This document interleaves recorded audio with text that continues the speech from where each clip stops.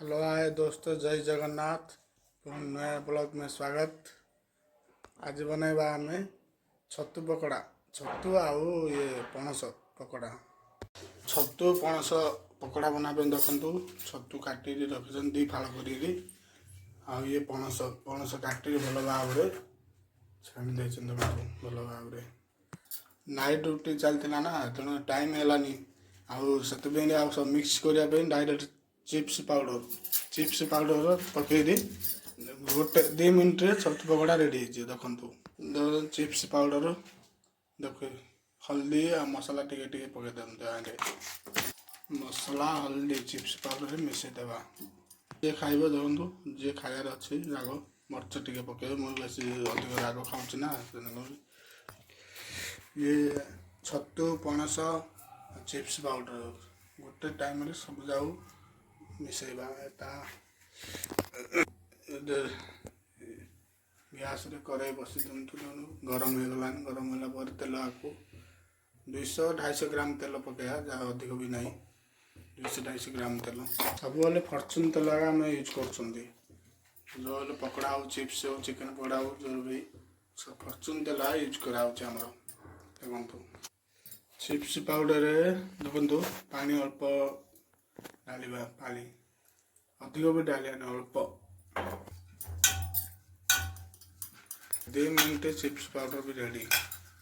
2 minute ठंडा का मौसम है, मौसम ठंडा को चिप्स देखो तेल गरम है।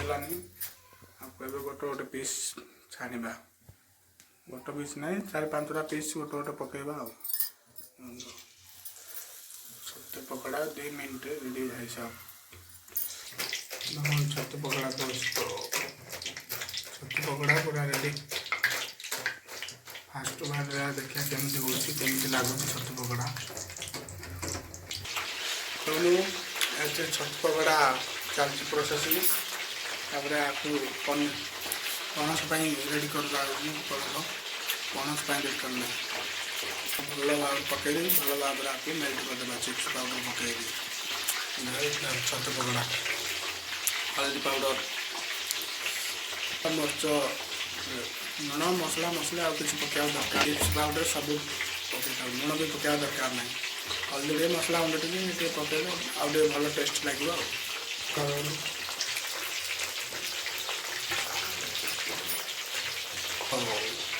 बढ़िया लाल लाल छतु पकड़ा, ठंडा का मौसम में छतु पकड़ा। वाह यार वाह। पानी अल्प पकई भल भाव आपको मिसई देवा। चिप्स पाउडर पणस पानी अल्प पकड़ा, अधिक भी नहीं।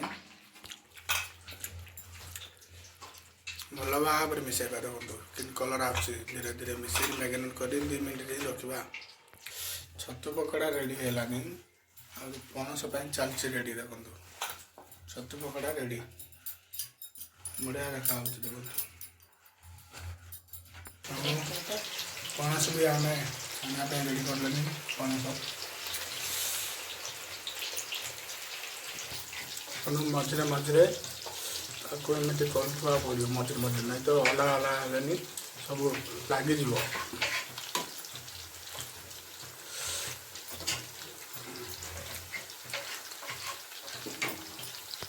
छतु पकड़ा तो जल्दी हो गला। पणस आलो ना, पणस टे लेट हम। हाई फ्लेम गैस रखी लेट कर गलानी। फाइनल काटदेवा तेल। पणस चिप्स भी रेडी। पणस पकड़ा बा चिप्स